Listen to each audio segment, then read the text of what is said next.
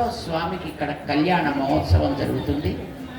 భూవరాహస్వామికి, అలాగే మనకి విజయ సారథి శ్రీకృష్ణుడికి, రామచంద్రుడికి, వెంకటేశ్వర స్వామికి, లక్ష్మీ నృసింహ భగవానుడికి, లక్ష్మీ నారాయణ భగవానుడికి, వైకుంఠనాథుడికి, ఇందరికీ కూడా ఇక్కడ కళ్యాణ మహోత్సవం జరుగుతుంది.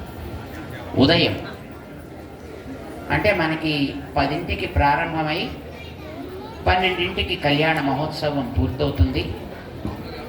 ఆ తర్వాత తదియారాధన కార్యక్రమం, పెళ్లి భోజనాలు ఉంటాయి కదా, మళ్ళీ వివాహ భోజనం.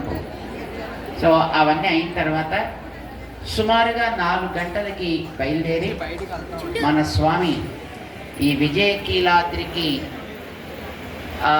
గిరి పరిక్రమణ, గిరి ప్రదక్షిణ అంటాం. మనం ప్రతి ఏడాది మనం చేస్తున్నాం. రేపు కూడా గిరి ప్రదక్షిణ కార్యక్రమం ఉంటుంది. అందరం కలిసి పాల్గొంటాం దాంట్లో.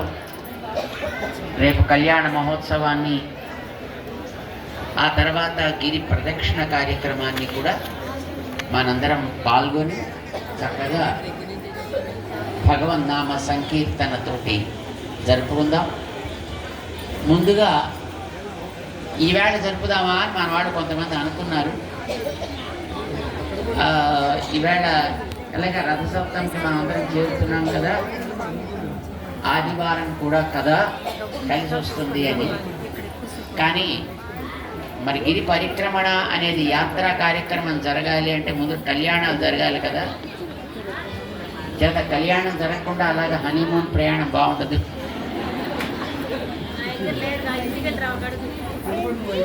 అందుచేత మళ్ళీ కళ్యాణ మహోత్సవాన్ని రేపు జరుపుకున్నాకనే యాత్రా కార్యక్రమం చేద్దాము అని నిర్ణయం చేశారు.